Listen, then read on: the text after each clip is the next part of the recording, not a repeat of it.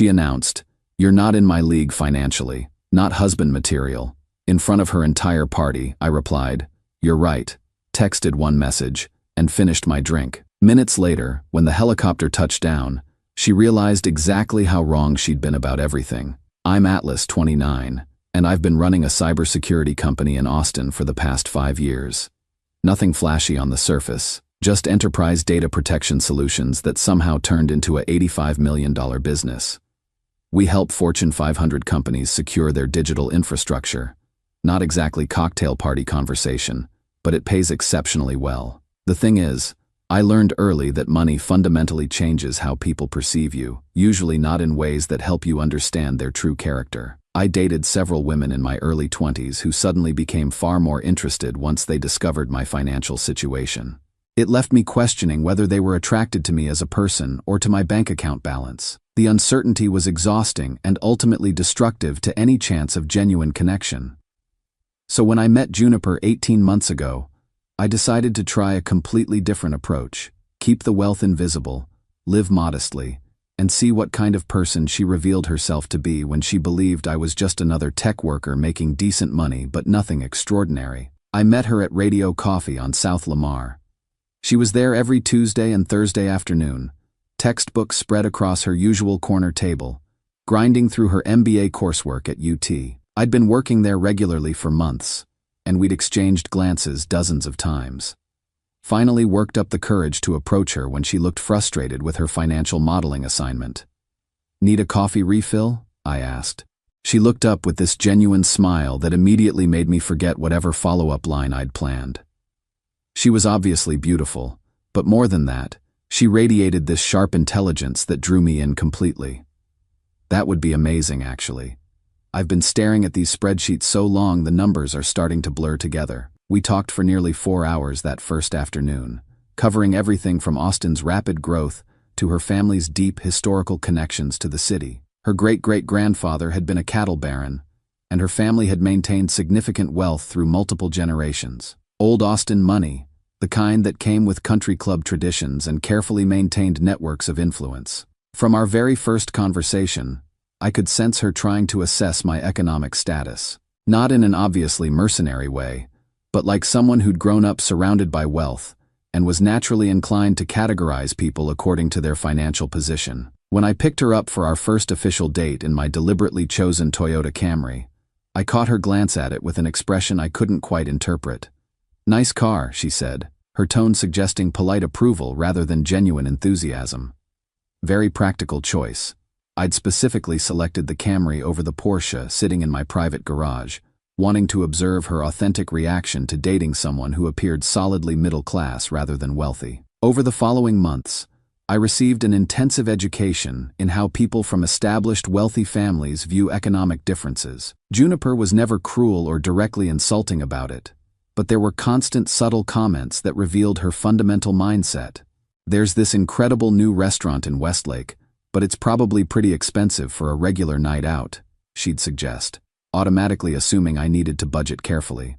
"My father might be able to introduce you to some influential people in the tech sector who could help accelerate your career," she'd offer, operating under the assumption that I was struggling to advance professionally.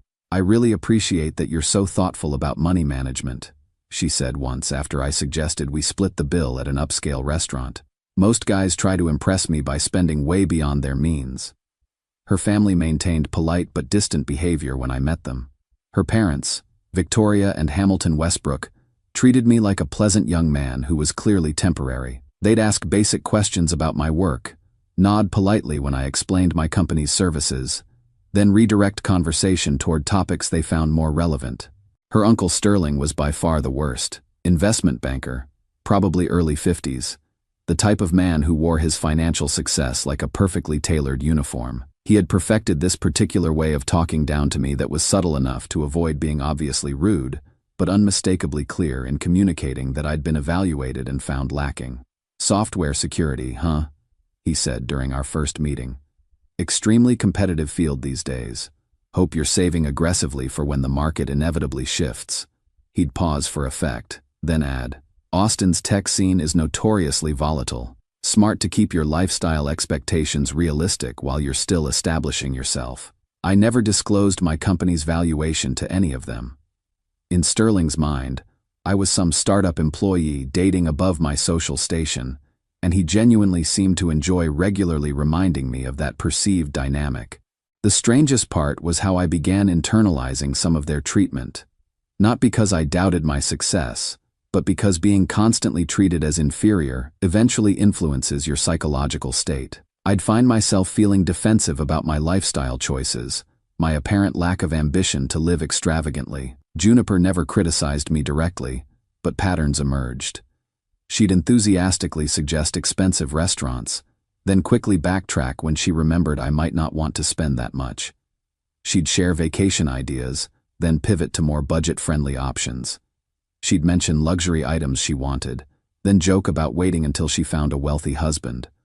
All of it was delivered with apparent affection, like she was being accommodating of my financial limitations. But it systematically built this relationship dynamic where she was the financially secure partner graciously dating down. Her MBA graduation party was scheduled for last month. She'd been discussing it enthusiastically for weeks. Major celebration at Westwood Country Club, long-standing family tradition, with all her relatives and family friends receiving formal invitations. It's going to be seriously fancy, she warned me several days beforehand. Like, really formal and expensive. My family completely goes overboard for these milestone celebrations. I assured her it sounded wonderful and that I was looking forward to celebrating her accomplishment. What I didn't mention was my familiarity with Westwood Country Club from numerous business events. My company had sponsored their annual charity golf tournament for multiple years running. The evening of the party, I arrived wearing my standard khakis and button-down shirt combination. Appropriate for most occasions, but obviously underdressed compared to everyone else. Men wearing suits that probably cost more than most people's monthly salaries. Women in designer dresses that screamed expensive taste. Juniper looked absolutely stunning. Black designer dress, professionally styled hair and makeup. The complete package of wealth and sophistication. She introduced me to her extended family, and I could observe them systematically sizing me up. "This is Atlas," she'd say. "He works in cybersecurity. Not he runs a company, or he's an entrepreneur. Simply, he works in cybersecurity, like I was someone's employee rather than someone's boss." The party exceeded every expectation for old money Austin extravagance. Multiple course catered dinner, premium open bar, live entertainment from a jazz ensemble. The total cost probably exceeded what most families earn in an entire year. Sterling held court near the bar, regaling anyone within earshot with stories about his latest investment victories. When he noticed my presence, he beckoned me over. "Atlas, good to see you again," he said with exaggerated warmth. "How's the cybersecurity business treating you these days?" "Can't complain," I replied, maintaining neutral tone. "Staying busy with client projects. That's the entrepreneurial spirit," he said. "Keep grinding away. Maybe you'll eventually work your way up to senior management positions." Several of his colleagues chuckled appreciatively. "Economy's particularly challenging for young professionals right now," Sterling continued, clearly performing for his audience. "Critical to maintain realistic expectations about lifestyle affordability." I nodded politely, but something about his delivery felt more pointed and public than usual. That's when the evening's dynamic shifted dramatically. Juniper had been drinking steadily throughout the celebration, becoming increasingly animated as the alcohol took effect. Around 10 o'clock, she gathered a group of friends and family members near the main bar. "I need to make an announcement," she declared, her voice carrying across the immediate area. "About Atlas and our relationship status." I felt every conversation around us pause as people turned their attention toward whatever was about to unfold. "I've been thinking seriously about our future together," she continued, "and I've realized something important. Atlas is a wonderful person with great character, but we're just not compatible long-term." The group around us grew larger as more people stopped their conversations to listen. "The truth is," Juniper said, her voice growing more confident, "he's not in my league financially. He's not husband material for someone with my background and expectations." Complete silence fell over our immediate area. I could see people exchanging glances, some looking uncomfortable with the public nature of her announcement. "I need someone who can match my lifestyle," she continued. "Someone who understands the social obligations that come with my family's position, Atlas is a good man, but he just can't provide the kind of life I'm accustomed to. Sterling was nodding approvingly, clearly pleased that his niece had finally acknowledged what he'd considered obvious from the beginning. You're absolutely right, I said calmly, finishing the remainder of my drink. We're definitely not compatible. I pulled out my phone and typed a quick message. Need pickup at Westwood Country Club. Main entrance. Now. Thank you for the clarification, I continued, maintaining steady eye contact with Juniper.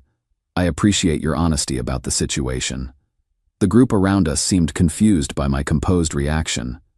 They'd obviously expected anger, pleading, or some sort of dramatic emotional response. About 8 minutes later, the distinctive sound of helicopter rotors began growing louder overhead. Conversations throughout the entire country club began stopping as people tried to identify the source of the noise. The helicopter, a sleek corporate model with my company's logo discreetly displayed, touched down on the country club's main lawn. The pilot, David, who'd been flying for me for 2 years, stepped out and approached the main entrance. Ready for departure, Mr. Rodriguez? He asked professionally. Absolutely, I replied, loud enough for everyone around us to hear clearly.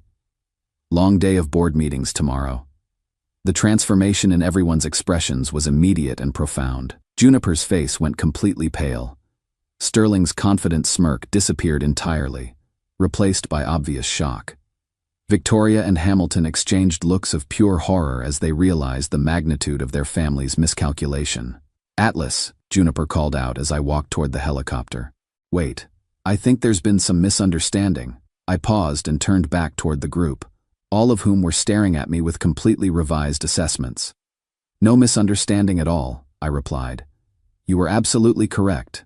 We're not in the same league financially. Have a wonderful evening. The helicopter lifted off, providing me with a perfect aerial view of the chaos I'd left behind. Through the windows, I could see people gathered in small groups, clearly engaged in intense discussions about what they'd just witnessed. My phone started buzzing with incoming calls before we'd even reached downtown Austin. First Juniper, then Victoria, then Hamilton, then Sterling. I let them all go straight to voicemail. Juniper's message was predictably frantic. Atlas, please call me back. I had too much to drink tonight. I didn't mean what I said. We need to talk about this immediately. The desperation was immediately obvious. Not because I'd changed in any way, but because their perception of my value had shifted completely. Update 1. David texted me the next morning with updates from his contact who works events at the country club. Apparently, the party turned into complete chaos after I left. The first thing that happened was everyone started Googling my company. Rodriguez Cybersecurity isn't exactly a household name outside tech circles, but we're well established in enterprise data protection. When party guests started finding articles about our recent growth and my profile in Austin Business Journal's 30 Under 30 list, the energy completely shifted. Juniper lost it. Completely lost it. Tried to chase down the helicopter in heels, screaming for me to wait. When that didn't work, she spent the next hour crying in the country club bathroom while her mom tried to calm her down. Victoria was apparently horrified, realizing they'd just publicly humiliated a multi-millionaire at their own family celebration. Hamilton immediately started researching my company on his phone, probably calculating exactly how much money they'd just insulted. But Sterling's reaction was the best part. He'd been holding court all evening, introducing himself as the uncle who put that gold digger in his place. Problem was, several guests were Austin business people who recognized my company name and knew exactly who I was and what I was worth. By the end of the evening, word was spreading that Sterling had just publicly humiliated one of Austin's more successful young entrepreneurs. Not a great look for someone whose career depends on networking and business relationships.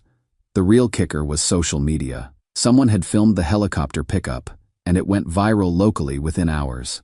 The video shows me walking calmly toward the corporate helicopter while Juniper screams my name in the background and her family stands around looking stunned. Within a week, it had over 1 million views and was being shared in business forums as an example of quiet confidence versus loud arrogance. My phone was exploding all weekend. Juniper calling, texting, leaving voicemails that went from confused to apologetic to desperate. I didn't know, was the theme. You should have told me. This changes everything. We can work this out. But that's exactly the point she was missing. She didn't know, and her behavior when she thought I had nothing revealed everything I needed to know about her character. Sterling tried calling too. Something about wanting to clear the air and discuss potential business opportunities. Amazing how quickly someone's tone changes when they realize they've just insulted someone with actual assets. The best text came from her mom. Atlas, I hope you can forgive our family's behavior. We'd love to have you for dinner this week to properly welcome you to our circle. Welcome me to their circle, after 18 months of treating me like a charity case. Update 2.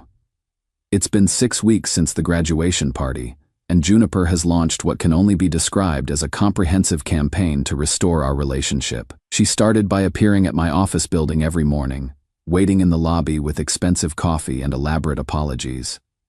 My assistant eventually had to involve building security. She's attempted every approach imaginable, from tearful appeals to angry accusations.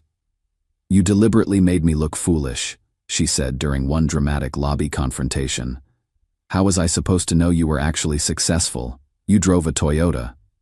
That statement perfectly encapsulated everything she still didn't understand. I wasn't hiding my success to trick her. I was living modestly to observe her true character. Her family doubled down on reconciliation efforts. Hamilton called repeatedly wanting to discuss investment opportunities. Victoria sent elaborate flower arrangements with notes about family misunderstandings. Sterling attempted to schedule lunch meetings, as if we'd always been peers instead of him spending 18 months talking down to me. She reached out to every mutual friend we had, explaining how much she loved me and characterizing everything as a misunderstanding caused by alcohol. Half believed I should give her another chance. The other half supported my decision to walk away. The most revealing incident happened 3 weeks after the graduation party. I was having dinner at Uchi downtown when I spotted her with some guy obviously trying to impress her with his wealth. Expensive watch, talking loudly about his investment portfolio. She looked bored. When she noticed me, she excused herself and approached my table. That guy's a complete disaster, she said, as if we were still together. All he talks about is money and status. I miss being with someone authentic, someone with actual substance. The irony was almost too perfect. You taught me what actually matters, she continued. Success isn't about showing off wealth, it's about character. That's why I fell in love with you originally. But she still didn't understand the fundamental issue. She'd fallen in love with a fictional version of me, the humble guy who needed her family's help to advance his career. She'd never actually known the real me, because I had been testing her character throughout our entire relationship. I explained to anyone who asked that this wasn't about wounded pride. It was about what I'd learned about her character when she believed I couldn't offer her anything valuable. Final update. 3 months after the graduation party, Juniper showed up at my office with news that would complicate everything. Security called to inform me she was in the lobby claiming to have urgent personal information. Against my better judgment, I agreed to meet with her in the conference room with my attorney present. I'm pregnant, she announced. The baby is yours. We were together that night 2 weeks before the party. The timeline was accurate. We had been intimate during what turned out to be our final private evening together. I've confirmed it with multiple tests, she continued. I'm about 10 weeks along. As a businessman, I knew this required verification. I'll need independent medical confirmation and a paternity test, I said finally. What? She looked shocked. You don't trust me? This isn't about trust. It's about verification. Any executive would require proper documentation for a claim this significant. Her expression shifted from shock to anger. How dare you question whether this is your child? If that's true, then testing will confirm it. I'll arrange for examination at an independent medical facility. Over the following weeks, independent medical testing confirmed both the pregnancy and my paternity. Once paternity was established, I began working with my legal team to structure support arrangements. This changes everything, she said during our next meeting. We need to get married immediately. We're not getting married, I replied calmly. What do you mean? I'm carrying your child. Marriage is the responsible thing to do. Financial responsibility and marriage are separate issues, I explained. I'll provide comprehensive support, but marriage requires mutual respect, which we've established doesn't exist between us. But people will talk, she protested. My family's reputation. Your family's reputation was damaged by your own choices. Meanwhile, the social consequences for Juniper and her family continued to be severe. The helicopter video made her locally famous for all the wrong reasons. Everyone in Austin's business community knows the story. Dating has been brutal for her. Wealthy men won't consider her because they understand what she values. Other men know they'll be compared to the millionaire she lost. Sterling lost several business relationships when word spread about his behavior. Professionally, Juniper's career prospects have been limited. 3 job opportunities fell through when employers found articles about the incident. My company went public 6 months ago. We're now valued at just over $200 million, and I was featured on Forbes 30 Under 30 for cybersecurity innovation. I established formal support through my attorneys. I purchased a house for Juniper in an excellent school district, covered medical expenses, and provided a generous monthly allowance. I attended ultrasound appointments and prepared for active involvement in raising the child.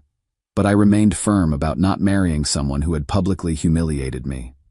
Her family made multiple attempts to pressure me into marriage. All of them seemed to believe that pregnancy automatically erased 18 months of condescension. The baby, a daughter we named Elena, was born healthy 6 months later. I was present for the delivery and immediately fell in love with my daughter. Becoming a father has been the most profound experience of my life. Juniper made one final attempt at reconciliation in the hospital room. "Look at our beautiful family," she said. "Elena deserves married parents." "Elena deserves parents who respect each other," I replied. "She deserves better than parents who stay together for appearances while harboring resentment." "You're punishing me forever for one mistake," Juniper said, tears in her eyes. "I'm not punishing anyone," I explained. "I'm making a rational decision not to build a life with someone who revealed fundamental incompatibilities with my values. Being Elena's father doesn't require being your husband. Today, Elena is 6 months old, and I spend time with her every day. I've established a custody arrangement that ensures I can be actively involved while maintaining appropriate boundaries." Juniper continues to hope I'll change my mind about marriage. She can't accept that my decision is based on character assessment rather than temporary anger. The whole experience taught me about testing people's character before making life-changing commitments. Juniper thought she was dating down when she was with me. She thought she could do better than someone who drove a modest car and lived simply. The helicopter didn't prove I was worthy of her respect. It proved she was never worthy of mine. I'm grateful for everything now. The condescension, the public humiliation, even Sterling's comments about knowing my place. They showed me exactly who these people were when they thought I couldn't do anything about it. It led me to become the father Elena deserves.